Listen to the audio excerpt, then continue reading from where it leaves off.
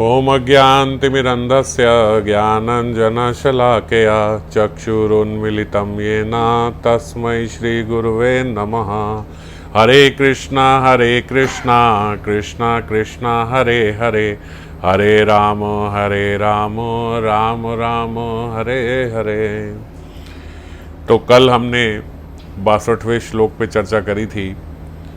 श्रीपाद किशोरी जी को मंजू गृहिणी के रूप में उन्होंने उनका स्मरण किया था और फिर तुरंत ही लीला में विराम आ गया था। तो किशोरी जी जो हैं वो वासक सज्जिका रूप में उनका स्मरण हुआ था उनको। वो सारा जो वासक सज्जिका नायिका वो होती हैं जो सारी अच्छे तरीके से कुंज को सजा के बैठी हैं और अपने नायक अपने प्रियतम के इंतज़ार कर रही हैं। यहीं पे किंकरी रूप में श्रीपाद उनके साथ ही थे और उसी समय लीला में विराम आ गया। तो आज आगे का जो श्लोक है 63वां श्लोक, वो वही उनकी जो लीला है हृदय पटल में प्रार्थना के द्वारा वही लीला आगे वहाँ से कंटिन्यू हुई। दृष्टया यत्र क्व वचन विहिता मृणने नंद सूनो, प्रत्याख्यान उछलत उदित उदार संकेत देशा, धूर्तेन्द्र त्वद भय मुप गता सा रहो नीप वाटया, नायिका गच्छेत कितव कृत मित्ते अधिशेत कहिर राधा। हे कितव, हे दूरतेंद्र शिरोमणि नंद नंदन, ये किशोरी जी ने ये मंजरी बोल रही है कृष्ण को। हे कितव, हे धूर्त शिरोमणि नंद नंदन, तुम अपनी अपांग दृष्टि यानी तिरछी चितवन द्वारा 2-3 बार प्रार्थना करते हो तो अस्वीकृति के छल से उदार संकेत स्थान का नाम ले बैठती हैं किशोरी जी। ये इसको समझे। अब ये क्या है कि वो बोल रहे हैं जब किशोरी जी अभी वासक सज्जिका हैं तो वासक सज्जिका क्यों है? क्योंकि वो इंतज़ार कर रही हैं। इंतज़ार इसलिए कर रही हैं क्योंकि कृष्ण ने उनसे पूछा इशारों से किशोरी जी से कि आज मिलन कहाँ होगा। जनरली क्या होता है जब हम लीलाओं में देखते हैं तो कृष्ण इशारा करते हैं। संध्या के समय जब गौचारण के समय किशोरी जी या उनकी अति जो दक्ष मंजरियां हैं ये समझने में, संकेत समझने में वो सब खड़ी रहती हैं। और श्याम सुंदर जब गौआ चरा के आ रहे हैं तो आते हुए रास्ते में जो सखी मंजरियां साथ में खड़ी हैं उनको वो संकेत मात्र से बता देते हैं कि आज कौन से कुंज में शाम को मिलन होगा और वो समझ के वो किशोरी जी को बताती हैं। पर यहाँ पे आज जो लीला है वो थोड़ी उलट है, वो इससे अलग है। इसमें क्या है कि श्याम सुंदर किशोरी जी से पूछ रहे हैं कि आज मिलोगी, आज कहाँ मिलोगी, ये श्याम सुंदर पूछ रहे हैं। दृष्टिया यत्र क्व वचन विहिता मृणने नंद सुनो, ये दृष्टिया यत्र क्व वचन वो आंख के इशारे से किशोरी जी से पूछ रहे हैं कि कहाँ पे आज मिलन होगा। कैसे पूछ रहे हैं? अपांग दृष्टि से। अपांग दृष्टि मतलब सबसे नज़र बचाते हुए, जैसे सब लोग बैठे हैं और बीच में नज़र बचाते हुए मैं साइड में किसी से इशारे से पूछूं कि क्या है, तो वो ऐसे इशारे से पूछ रहे हैं किशोरी जी से।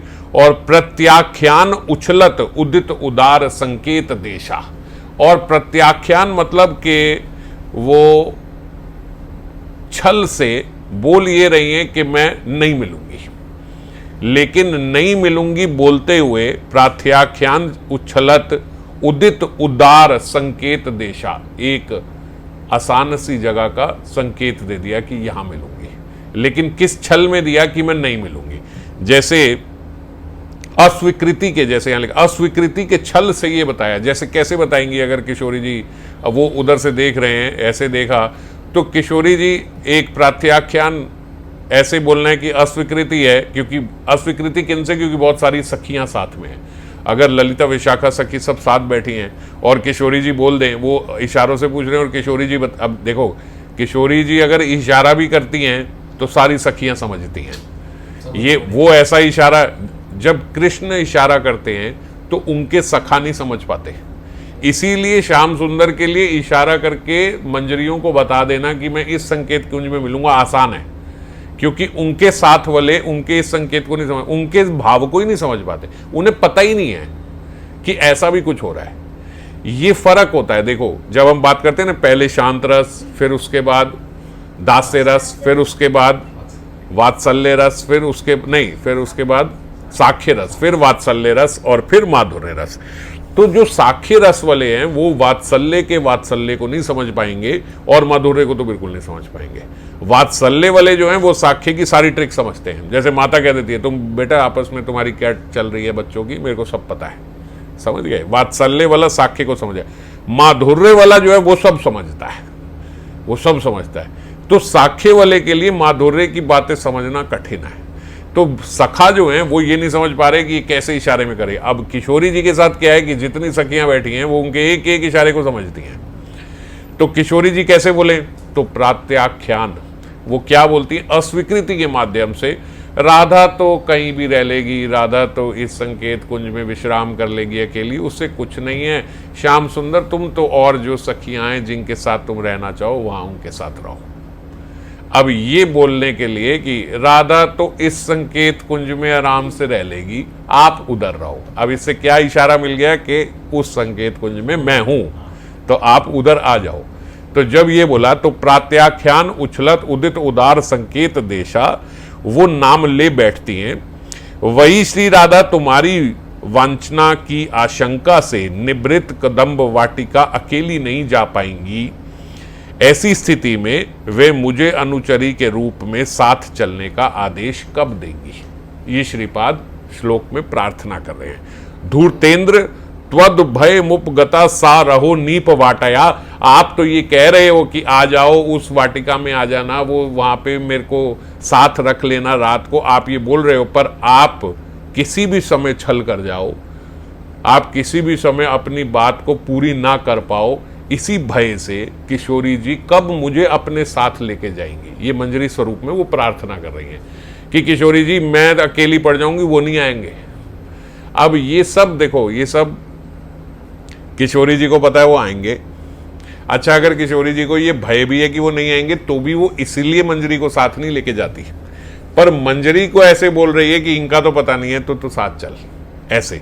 और मंजरी जो प्रार्थना कर रही है ये भी सब लीला वैचित्री है। नहीं तो जब मिलन होना होता है, जब बिल्कुल पक्का होता है लेगी, तब भी मंजरी को साथ लेके जाती है। तो आज यहाँ पे केवल वैचित्री लीला की बनाने के लिए नायिका गच्छेद कितव कृत मिथ्या अधिशेत कहिर राधा, आदेश दिया कि तू मेरे साथ चल, तुम साथ चलो। ये पता नहीं ये तो आएंगे कि नहीं आएंगे। अब आज थोड़ा इसीलिए भी संदेह है क्योंकि उन्होंने प्रात्याख्यान, उन्होंने बोला कि अस्वीकृति के माध्यम से बोला है।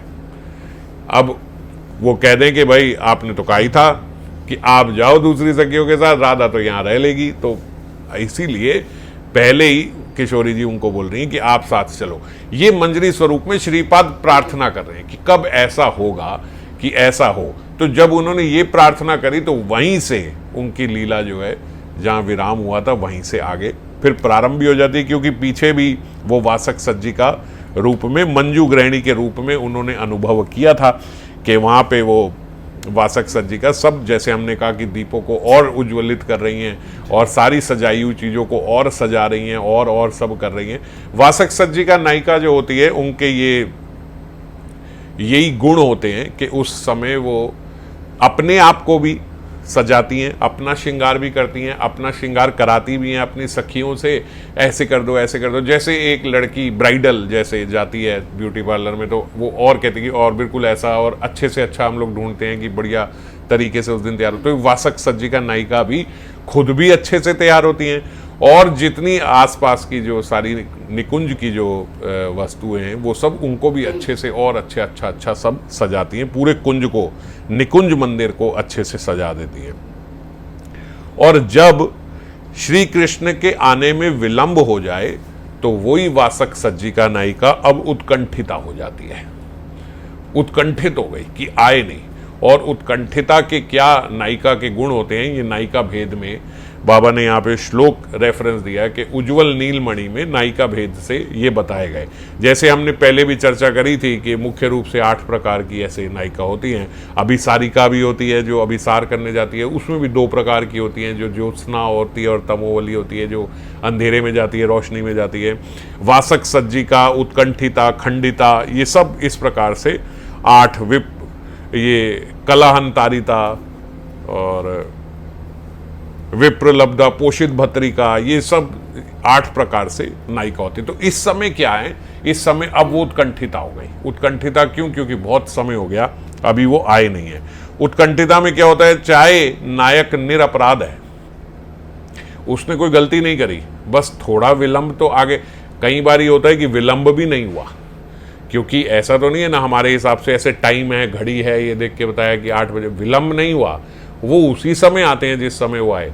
पर क्योंकि वो तैयार होके वासक सज्जिका बैठी हैं, तो उनके लिए वो समय काटना, अब जैसे एकदम दुल्हन की तरह ब्राइडल एकदम तैयार होके बैठी है, और तो जब तैयार हो जाए तो समय ऐसे लगता है बहुत देरी से चल रहा है, मतलब बहुत धीरे धीरे चल रहा है कि फटाफट हो, क्योंकि इतना हम श्रृंगार करके जिसके लिए बैठे हैं हमें होता है ना वो देखे, अब वो नहीं आ रहा है, तो उस समय उत्कंठिता हो जाती है। और उत्कंठिता के क्या लक्षण होते हैं कि उस समय ताप बढ़ जाता है, जैसे ऐसे लगता है जैसे फीवर, एकदम ज्वाला निकल रही है हृदय से, और हाथ पैर भी ऐसे कांपने लग जाते हैं क्योंकि बहुत अधीर हो गए, वो आए नहीं। और अलग अलग प्रकार के मन में वितर्क आते हैं, जैसे कोई अनिष्ट तो नहीं हो गया, कुछ हो तो नहीं गया, और कुछ नहीं तो कहीं आज ऐसा तो नहीं है कि मैया बाबा ने पकड़ लिया, आज आने ही ना दे, कहीं ऐसे तो नहीं है कि किसी दूसरी नायिका के पास ही चले गए, आए नहीं। इस प्रकार के मन में ख्याल आते हैं। वाष्पोचन, बहुत गर्म सांसें निकलती हैं, पसीना निकलता है, अस्वास्थ्य हो जाता है, तबीयत ऐसे लगता है बहुत खराब हो रही है, सांस नहीं निकल रही है, सांस फूल रही है। और इस अवस्था में ऐसे भी लगने लगता है कि जैसे अब प्राण मेरे छूट जाएंगे, बस अब रहा नहीं जाएगा अगर वो नहीं आएंगे तो यहाँ पे चंडीदास जी का भी एक इस रेफरेंस में बताया गया, बंधुर लागिया शेज बिछाइलू गूंथीन फूलेर माला, ये जो पिछली बार पिछले श्लोक में चर्चा करी थी, तांबुल सजालू दीप उजारिलू मंदिर हैल आला, जो घर है जो हमारा, वो एकदम मंदिर की तरह बिल्कुल सज गया है, निकुंज जो है। सही पाछे ए सब हाईवे आन से हेन नागर गुणेण सागर काहे न मिलन कान, जिसके पीछे मैंने ये सब किया वो गुणों का सागर नागर जो है वो अभी तक आए नहीं। शशुरी ननंदे वांचना करिया ऑयल गहन बने, जो मेरी सास है, ननंद है, वो सब वांचना करेगी, यहाँ ना आ जाए, या मैं लेट ना हो जाऊँ, बहुत सारे प्रकार के मन में उस समय विकार आ जाते हैं। तो यही रस शिरोमणि आसीवे एक खानी दीन चंडीदास जी जो हैं उनका ये लिया हुआ है, वो यही भाव को प्रकट कर रहे हैं इस समय जो उत्कंठिता नायिका है। तो श्रीपाद किंकरी के रूप में श्रीमती के पैरों में बैठकर उन्हें धैर्य दिला रहे हैं।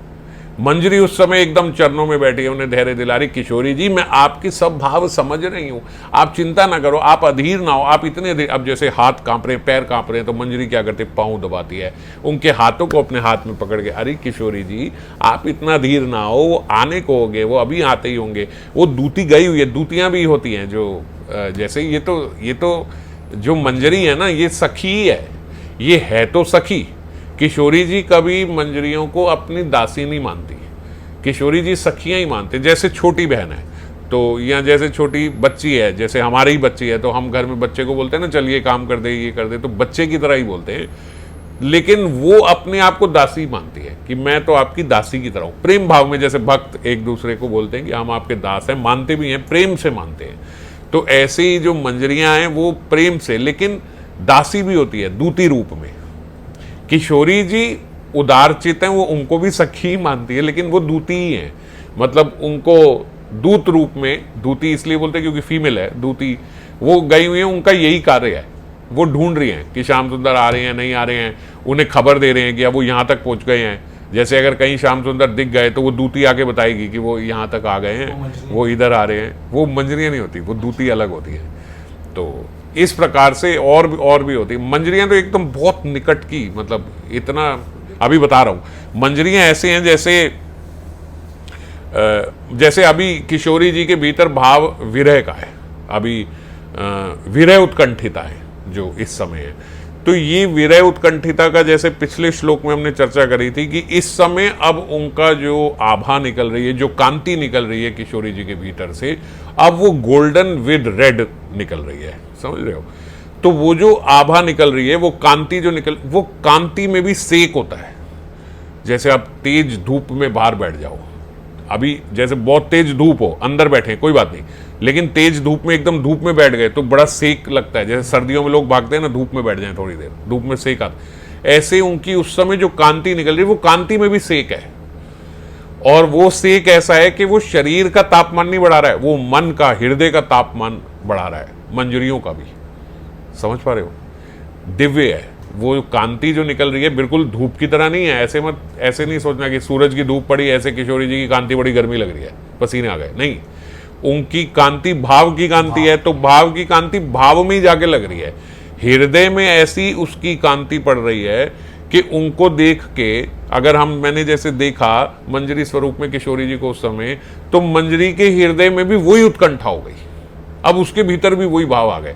अब इस समय जो मंजरी की सेवा है वो क्या है, वो वही भाव फील कर रही हैं जो किशोरी जी फील कर रही हैं, लेकिन विपरीत भाव से सेवा करनी है। आप चिंता मत करो, मुझे भी शंका है आ जाएंगे कि नहीं आएंगे, किशोरी जी को भी शंका है आ जाएंगे कि नहीं आएंगे, अब मुझे भी शंका हो गई कि आएंगे कि नहीं आएंगे, मगर अब इनके प्राणों की रक्षा करनी है तो ये आएंगे। आप चिंता मत करो, आएंगे, वो आएंगे। समझ गए? ये सेवा है मंजरी, भाव समझ गई सेवा है। और भाव तो इतना भाव समझ रहे हैं कि वही भाव मेरे हृदय में भी वही प्रकाशित हो गए, वही भाव आ गया मेरे भीतर भी जो उनका है। तो यही बाबा यहां पे बता रहे हैं, श्री राधा और किंकरी जैसे एक मन एक प्राण है, ये अलग नहीं। अब एक अलग कैसे रहे, क्योंकि अब उनके भीतर जो भाव आया वही भाव मेरे मन में भी आ गया, वही भाव मेरे, अब एक मन एक प्राण हो गए। ऐसे किंकरी का उनके साथ संबंध है।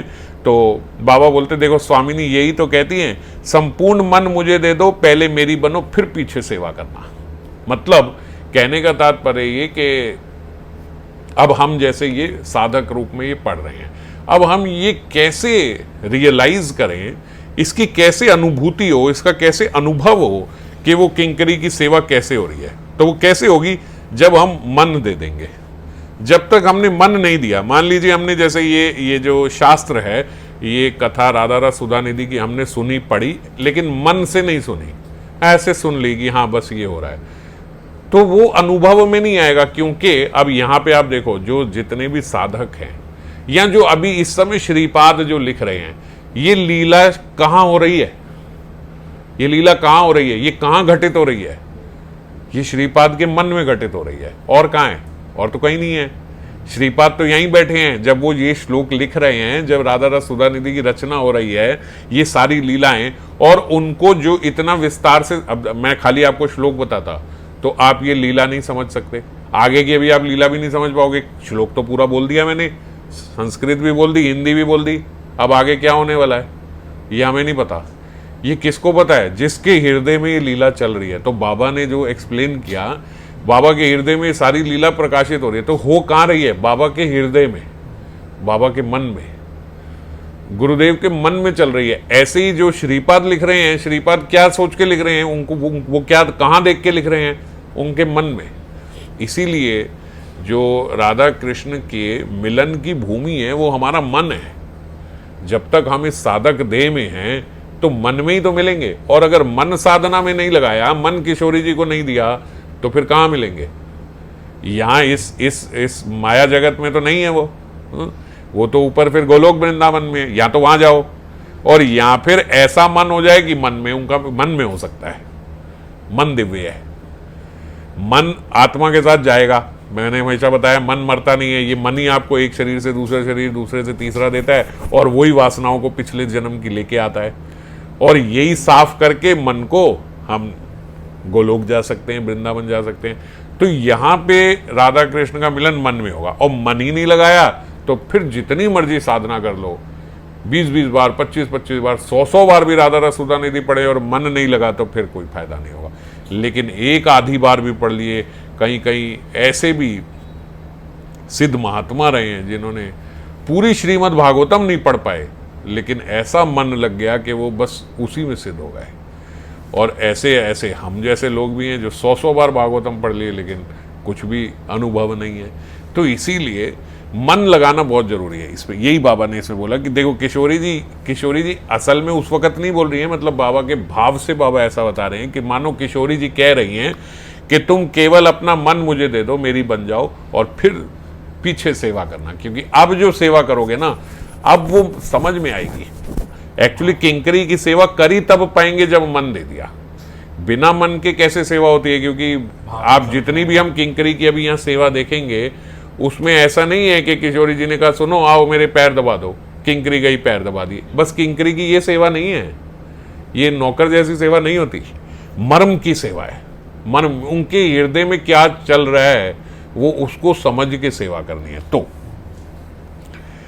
जब तक हमारे भीतर ये जड़ीय स्त्री पुरुष का अभिमान रहेगा, तब तक श्री राधा की सेवा का चिंतन नहीं हो सकता। ये जिस सेवा की बात करें, इसके लिए गोपी बनना पड़ेगा।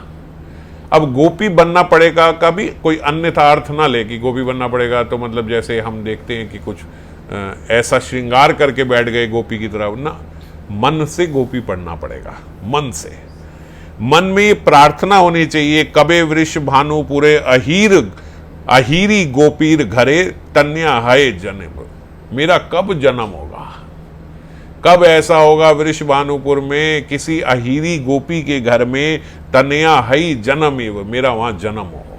ऐसी प्रार्थना, ऐसी लालसामय प्रार्थना होनी चाहिए। इस वासना के परिमल से हृदय भरा रहना चाहिए।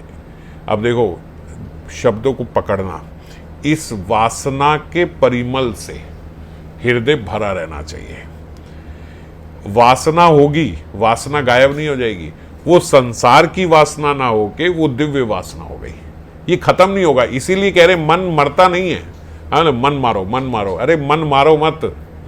मन को विषय से हटा के, संसार से हटा के भगवतीय बना दो, उसको राधा कृष्ण के चरणों में लगा दो, युगल चरणों में लगा दो, सेवा में लगा दो, तो मन मरा नहीं है।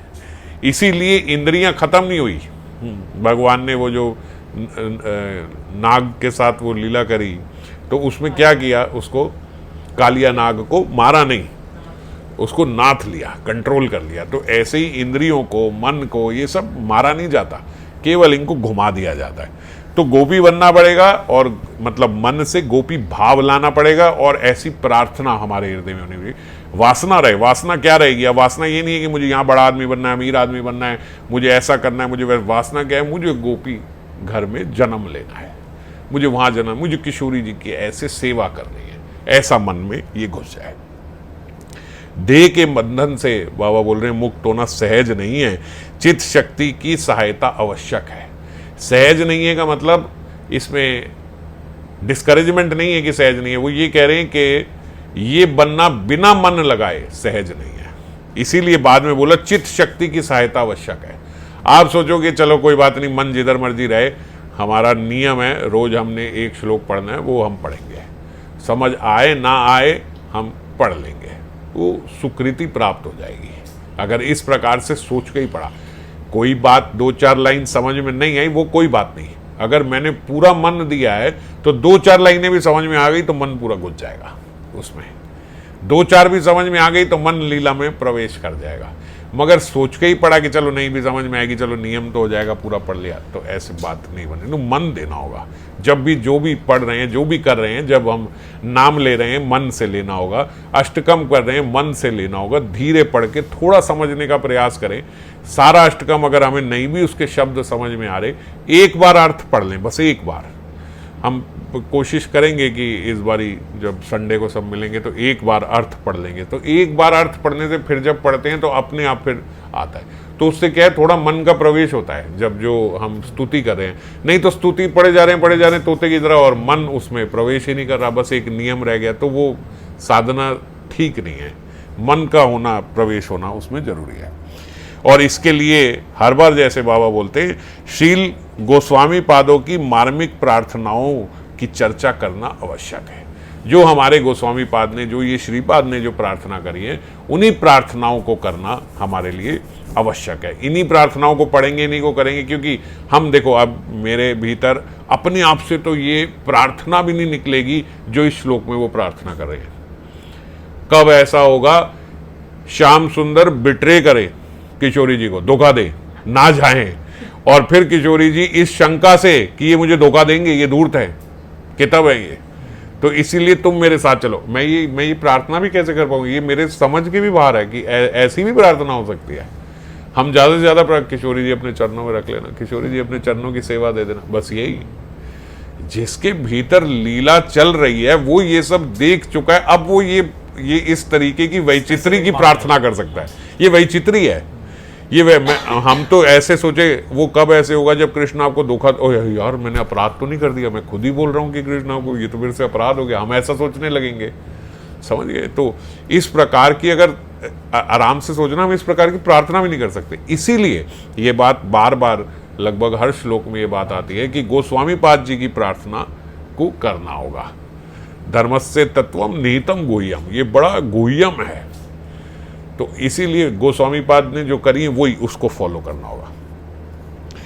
तो अब ये लीला में हम लोग थे, तो उसमें किंकरी के चित्त में विपुल व्यथा की सृष्टि हो गई है। अब उसके किंकरी के चित्त में भी व्यथा हो गई है, क्योंकि किशोरी जी के मन में व्यथा चल रही है, उसके उसमें भी हो गई है।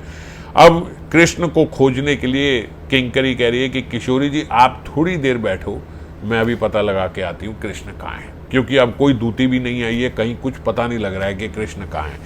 तो जो मंजरी हैं वो निकलती हैं, भाई इट इज सीरियस नाउ, अब किशोरी जी से सहन नहीं हो रहा है ये विरह, अब मुझे खुद जाना होगा। तो श्याम सुंदर को साथ अगर नहीं लेके आई तो आज किशोरी जी की प्राण रक्षा भी नहीं कर पाऊंगी, इतनी व्यथा हो गई है हृदय में। व्यथा का लेवल समझो, ऐसे लग रहा है कि आज किशोरी जी के प्राण नहीं बचेंगे अगर मैं लेके नहीं आऊंगी, इतनी व्यथित हो गई है वो इस समय।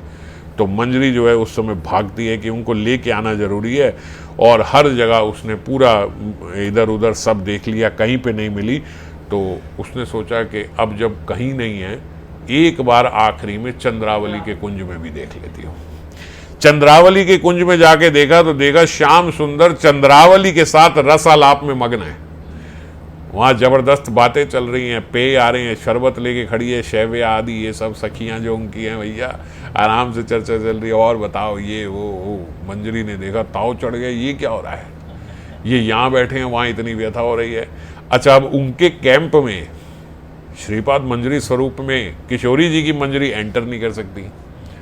अगर एंटर कर गई तो वो और जकड़ लेंगे कि भैया कहाँ जा रहे हो, यहीं रहो, आप कहाँ जा रहे हो।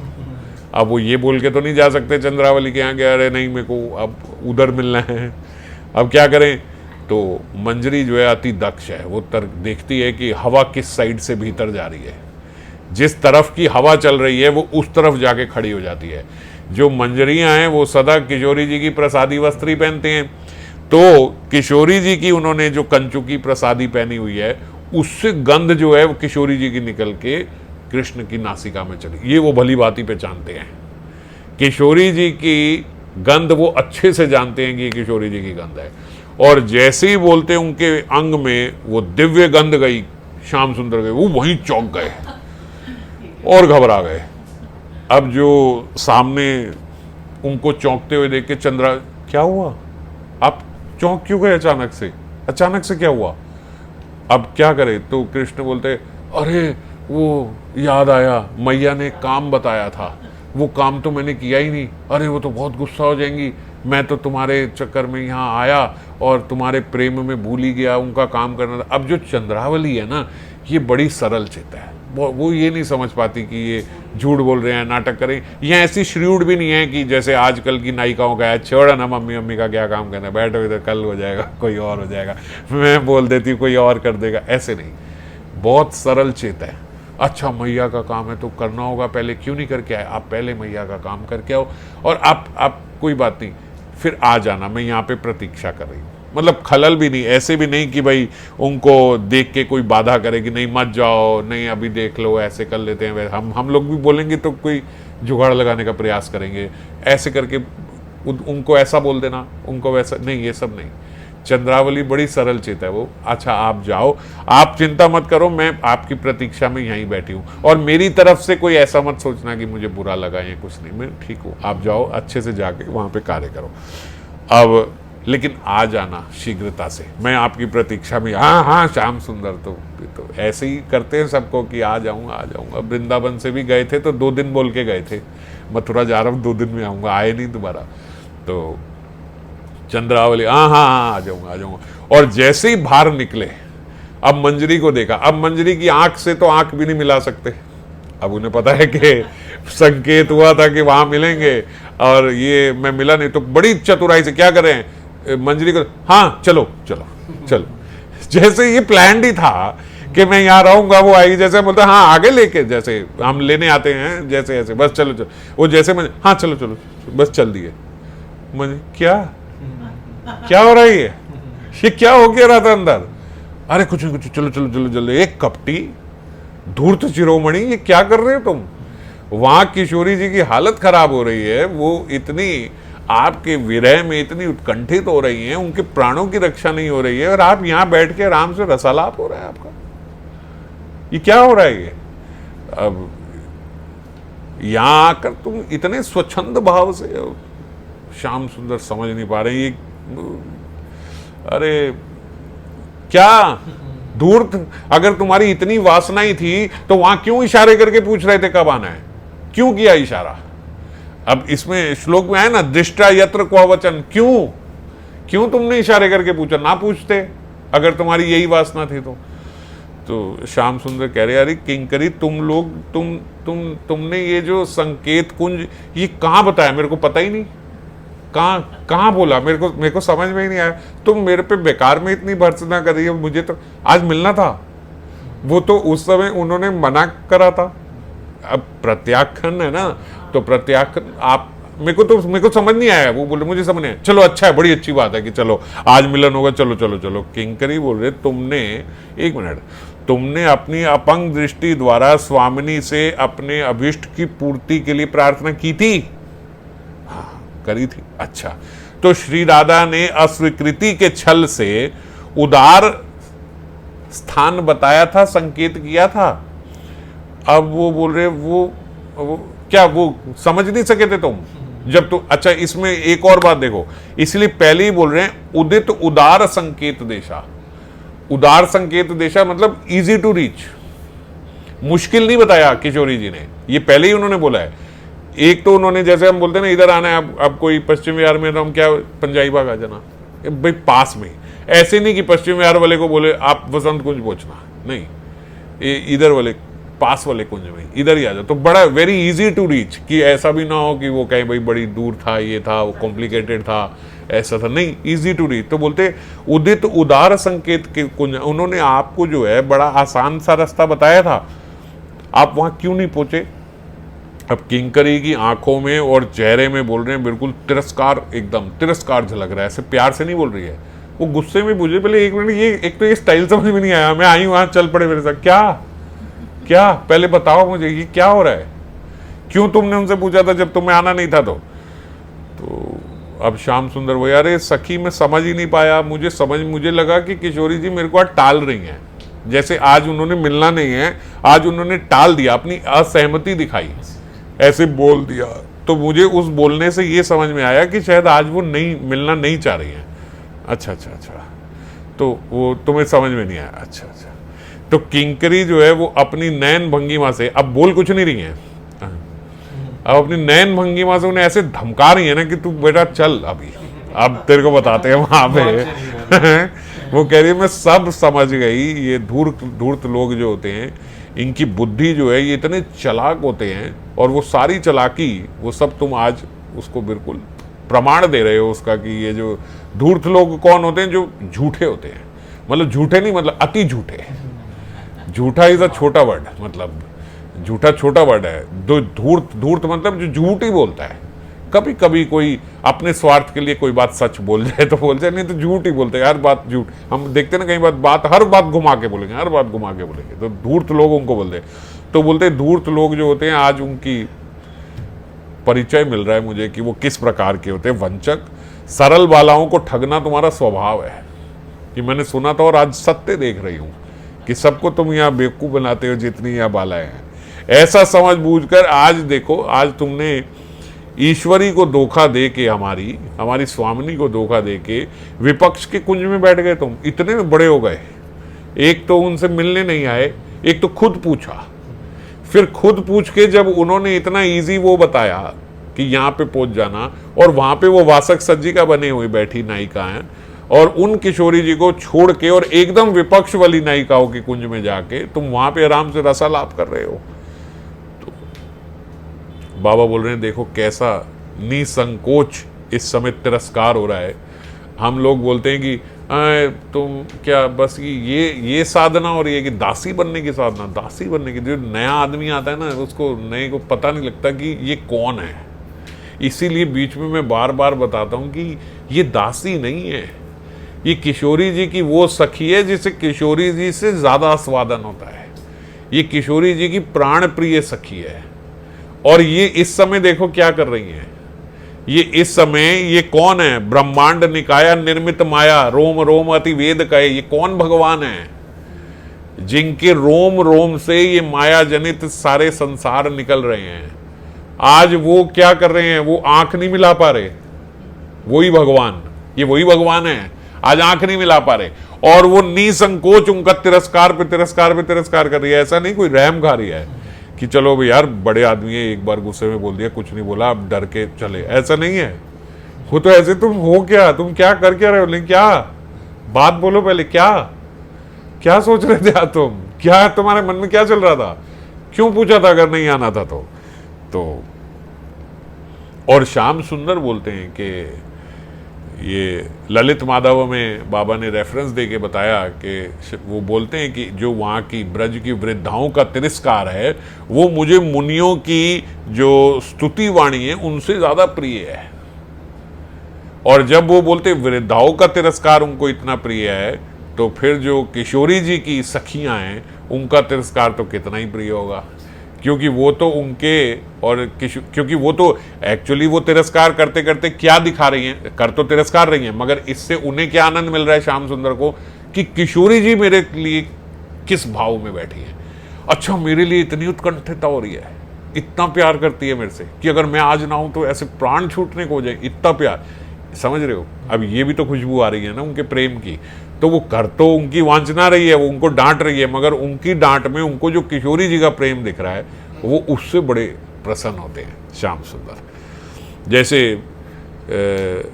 राजसूया यज्ञ में जब वो शिशुपाल भगवान कृष्ण को गाली दे रहा था, तो गाली पे गाली दिए जा रहा है, तो सब लोग बड़े ऐसे हो गए कि खास करके अर्जुन और नकुल सहदेव ये सब बड़े क्रोधित हो गए कि ये इतनी गाली पे गाली। अरे ठाकुर जी ने कहा मजा आ रहा है मेरे को, आज पहली बार इतने समय के बाद मेरे को ब्रज की याद आई है। यहाँ तो सब मेरे को जय जय करते, वहां गालियां पड़ती रही। तो आज जो ये शिशुपाल दे रहा है ये बुरा नहीं लग रहा मुझे, तो मेरे ब्रज के सखाओं की याद आ रही है कि वो कैसे बात करते थे। तो किंकरी कह रही है आज तुम्हारी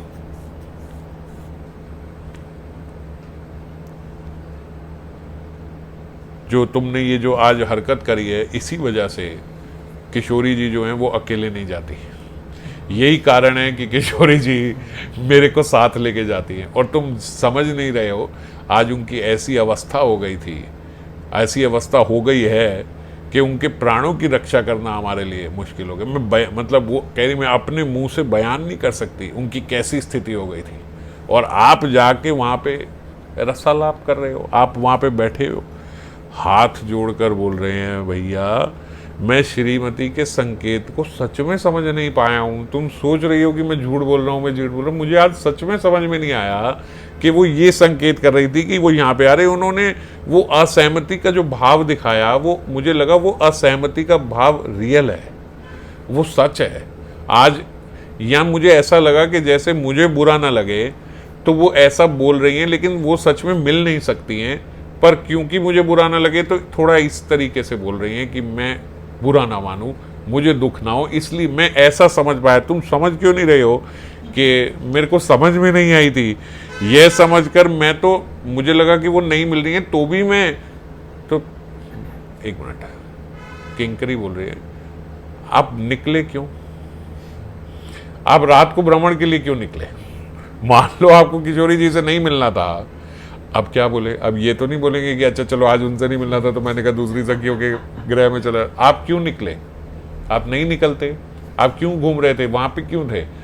वो बोल रहे हैं मैं विरह व्यथा में था, और विरह व्यथा में मुझे लगा कहीं ऐसा तो नहीं है कि वो हो ही कहीं हो सकता है कि हो, एक मुझे डाउट हुआ, तो मैं उनकी खोज में आ रहा था। और मैं उनकी जब खोज के लिए निकला तो बीच में मुझे ये चंद्रा सखी ने अपने कुंज में ले लिया। अच्छा सुनो सुनो सुनो, अच्छा ये सब बातें छोड़ो, सुनो सुनो, मंजरी को कह, अच्छा तुम मेरी बात समझो, वहां जाके ये मत बोलना कि मैं चंद्रावली के कुंज में था, ये बात जाके उनको नहीं बताना, और बात समझो। असल में पता है क्या हुआ था, मैं जब घर से निकला ना तो राधा राधा राधा राधा नाम का अनुष्ठान कर रहा था, और राधा राधा राधा राधा बोलते बोलते बोलते बोलते वो अनुष्ठान पूरा नहीं हुआ, मैं अचानक ऐसे मूर्छित होने वाला था। वो तो अच्छा हुआ तुम आ गई हैं मंजरी, हैं क्या, ऐसा कहना, ऐसा कहना, ऐसा कहना कि मैं ऐसे कर रहा। वो बोलती है अब ना वहाँ चलो, वहाँ देखो मैं क्या बताती हूँ क्या नहीं बताती हूँ, सब वहीं चल के सुनना, और तुम्हारे जैसे व्यक्ति पे शासन होना ही चाहिए, होना चाहिए। अति स्वतंत्र ना सिर पर कोई, होना चाहिए तुम पे शासन। चलो वहां जाके तुम्हें सुनना मैं क्या बताती हूँ क्या नहीं चलती, उधर चलो। अरे तुम ऐसे शठ हो, ऐसे धूर्त हो तुम। अब ये हले के बाबा बोलते हैं कि जो शठ और धृष्ट है, ये तो उज्ज्वल नीलमणि में रूप गोस्वामी ने बोला है, डिफाइन किया है कि ये ऐसे हैं। शठ मतलब जो झूठा प्रेम करे, प्रेम नहीं करता, असल प्रेम नहीं करता, झूठा प्रेम दिखाता है, उसको बोलते हैं शठ, कि इसे प्रेम नहीं है, दिखाता है कि ये प्रेम है। और धृष्ट मतलब, तो धृष्ट मतलब बेशरम, एकदम मतलब कहते हैं शेमलेस, वहाँ आके यहाँ बैठा हुआ है, इसके कुंज में बैठा हुआ है। तो ऐसे तो नायक उन्होंने बताए शठ और धृष्ट उज्ज्वल नीलमणि में, पर उन्होंने उज्ज्वल नीलमणि में धूर्त का विवरण नहीं किया कि नायक धूर्त होता है। क्यों नहीं किया? क्योंकि इसमें बता रहे हालांकि क्योंकि भगवान जो हैं ये तो रसामृत मूर्ति है, तो इनमें ये सारे लक्षण संभव हैं, धूर्त के होना भी संभव है। क्योंकि देखो क्यों संभव है, इस बात को समझना। ये सब शठ दृष्ट ये डिफाइन किया हुआ, ये ऐसे हैं। आप कहोगे यार ऐसा भगवान के लिए बोला है शेमलेस हैं, भगवान के लिए बोला झूठा प्रेम करने वाले हैं। हम कहते हैं, अभी कल चर्चा कर रहे थे कि इस जगत का जितना वात्सल्य है भगवान के हृदय के समुद्र के बूंद के सीकर के जितना तो यहाँ है, बस सारा तो भगवान के हृदय में तो कितना प्रेम है। तो झूठा प्रेम कहाँ करते हैं भगवान? तो झूठा तो कर ही नहीं सकते, वो तो जो करते हैं क्योंकि वो सच्चिदानंद हैं, तो झूठ तो कुछ है ही नहीं। तो क्यों ऐसा बोला? ये केवल वैचित्री के लिए है, आगे श्लोकों में ये आएगा। ये केवल वैचित्री के लिए, रस को बढ़ाने के लिए और रस की वृद्धि करने के लिए झूठे भी बन जाते हैं, शठ भी कर देते हैं, ये भी कर देते हैं। ये सब प्रेम बढ़ा रहा है उनका, समझ। जैसे हम बोले कि भैया अब ज़्यादा मिर्ची खाओ, तो मिर्ची तो हमेशा नुकसान ही करती है, लगती है, चुभती है, तो क्यों सब्जी में मिर्ची डालते हैं? स्वाद के लिए। अब आप उस दिन बता रहे थे कि जो भी नमकीन नहीं मीठी भी बनाए तो उसमें नमक डालते हैं, खीर भी बना के चुटकी सी नमक डाल देते हैं। ऐसे बता रहे थे ना कि बहुत सारी मिठाइयाँ और इसमें चुटकी नमक डाला जाता है। टेस्ट नहीं आएगा नमक का, लेकिन ऐड कर देगा, फ्लेवर को एनहेंस कर देगा। तो ऐसे ही ये जो सारे कृष्ण के भाव है ना, ये उनको उनके प्रेम को एनहेंस करने के लिए और बढ़ाने के लिए, वैचित्री लेके आने के लिए। तो शठ और धृष्ट कहते हैं, उन्होंने उसमें लिखा है उज्ज्वल नीलमणि में, लेकिन क्योंकि भरत मुनि की सम्मति का अभाव था तो इसलिए इन्होंने धूर्त नायक के लक्षण नहीं लिखे। ये जो रूप गोस्वामी ने जो ये सब भाव लिखे ना, तो इनसे भी पहले एक भरत मुनि रहे हैं। वो भरत मुनि ने सारे भावों का विवरण किया था, जितने भी भाव, विभाव, स्थायी भाव, व्यभिचारी भाव, ये सब हैं, ये सब भरत मुनि ने लिखे थे। उसमें उन्होंने धूर्त नहीं लिखा कि भाई ये भगवान के साथ ऐसा धूर्त नहीं आएगा उसमें नायक में। तो रूप गोस्वामी ने इनको ऐसा बताया जाता है कि रूप गोस्वामी ने इनके भी पढ़े हैं। नाट्य शास्त्र था वो, नाट्य शास्त्र जो भरत मुनि ने लिखा है वो नाट्य शास्त्र था, बहुत पहले। उससे पहले तो देखो उस नहीं हाँ वही मतलब कृष्ण के बारे में। तो वो सारा लिखते ऐसे नाटक की तरह थे कि नायक के अंदर ये होता है, नायिका में तो उनका नायक कृष्ण ही होता है, नायिका राधा रानी होती है। तो उसको बोला भी नाट्य शास्त्र ही गया है कि ऐसे ऐसे उसमें सब लिखे। पूरी सृष्टि में मतलब जितने भी भाव हमारे अंदर आएंगे उसी की थोड़ी सी रिफ्लेक्शन आएगी, समझ गए। तो भरत मुनि ने लिखे, पर उसके बाद एक अभिनव गुप्ता भी रहे हैं नाम बड़ा आज का लगता है, मगर अभिनव गुप्ता भी रूप गोस्वामी के पहले थे। तो उनको भी रूप गोस्वामी ने थोड़ा उनका भी पढ़ा, मगर इतना उनको रेफरेंस में नहीं लिया। रेफरेंस में भरत मुनि को ही लेके और फिर उन्होंने अपना और उसको एनहेंस करके लिखा है। तो उन्होंने ये नहीं लिखा। तो खैर इसी में अब वो जो मंजरी है वो श्याम सुंदर को लेके जा रही है और हल्का सा विराम उनके हृदय में इस लीला को लेके आया और तुरंत विराम के बाद फिर वही लीला प्रारंभ हो गई। तो वो लीला कल अगले श्लोक में यहीं से आगे प्रारंभ होगी। अभी हल्का सा, ऐसा नहीं हुआ कि विराम आया फिर स्तुति करी, एक हल्का छोटा सा एक कॉमा, एक हल्का सा विराम आया और फिर आगे से जो लीला प्रारंभ होगी वो अगले श्लोक में कल चर्चा करेंगे। जय राधा।